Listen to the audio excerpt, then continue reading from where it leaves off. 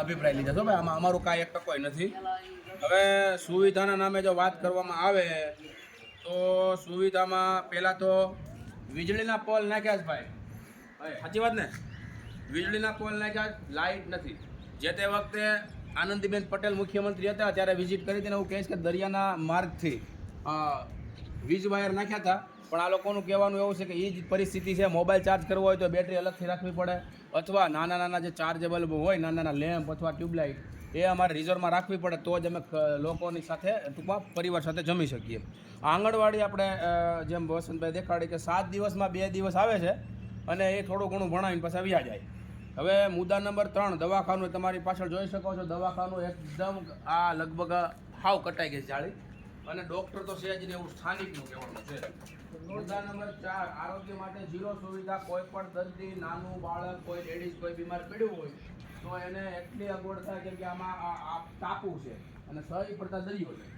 એટલે દરિયો હોવાના કારણે શું થાય કે જ્યારે પણ બહાર જવું હોય રાજુલા અથવા જાફરાબાદને જવું પડે તો સ્પેશિયલ બોટ બાંધવી પડે અને બોટ માટે સ્પેશિયલી જેનો કોઈ વ્યક્તિગત ડ્રાઈવર હોય ટૂંકમાં હલાવવાળો બોટ એ જઈ શકે. એટલે મુદ્દા નંબર 5 રસ્તાઓ સાવ ખરાબ હાલતમાં છે. એમ ભાઈ દેખાડ્યો ગડદા બ્લોક નાખ્યા ને પાછા વચમાં ગેપ છે એટલે શું કર્યું હોય એ કરનારને ખબર. પછી મુદ્દો નંબર 6 છે સ્કૂલમાં શિક્ષકો અનિયમિત આવવું. 8:30 8 આવવું, 11:30 પોણા 12 થાય એટલે વયા જવું. અને બાળકોને ખરેખર કમજોર છે હાવ ભણવામાં એવું અમે નાના નાના બાળકોને પૂછતા એ અમને સાબિત થઈ. મુદ્દો 7મો છે ગ્રામમાં સાર્વજનિક સુવિધા. જ્યાં ગામ છે શિયાળ બેટ જે ટાપુ છે ગામમાં એક પણ જાતના કોઈ વાળવા ચોળવાવાળા એક કે જાતની સુવિધા હાવ 0 છે. કોઈ આવતું નથી, જોઈ શકીએ છીએ અમે. પછી 8મો મુદ્દો લખ્યો છે ગામની વસ્તી 12,000 મિત્રો. આ ગામના ટાપુ ઉપર રહેનાર તમામ 12,000ની વસ્તી છે. અને ખુશીની વાત એ છે તમામ કોળી સમાજ. સાચું ભાઈ? તમામે તમામ 12,000ની વસ્તી છે ભાઈ. એ મુદ્દા છે 12 મુદ્દા. 12 મુદ્દા લખીને 12,000ની વસ્તી છે. હવે તમામ કોળી સમાજની છે અને સૌથી વધારે વસ્તી હોય તો કોની ખબર ને?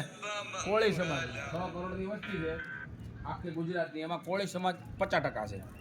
હવે મુદ્દા નંબર 9 સ્કૂલમાં પાણી સુવિધા નથી. ક્યાં કારણે બાળકો કદાચ ભજન આપે કે નહીં જમવાનું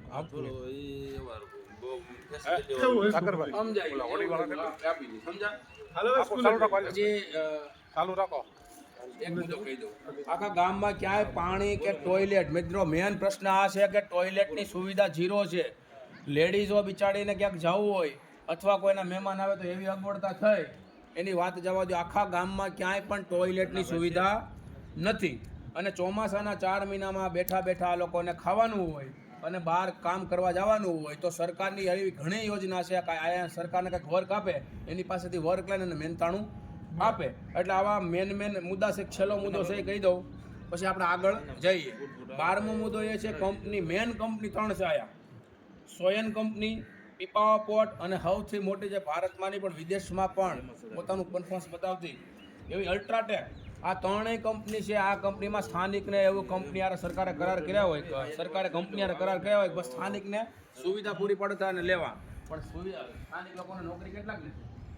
12,000માંથી 20 જણા. 3 કંપની હોય એટલે 4 થયા. 7-8 થયા.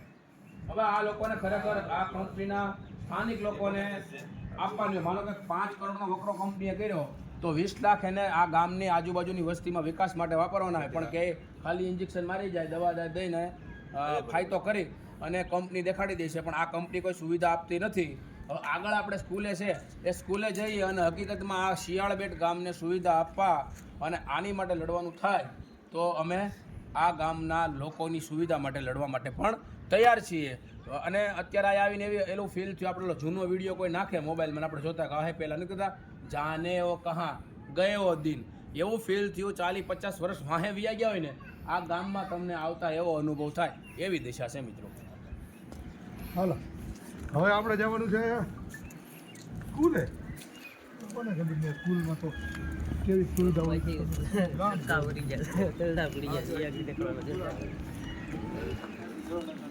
હવે આમાં કોઈ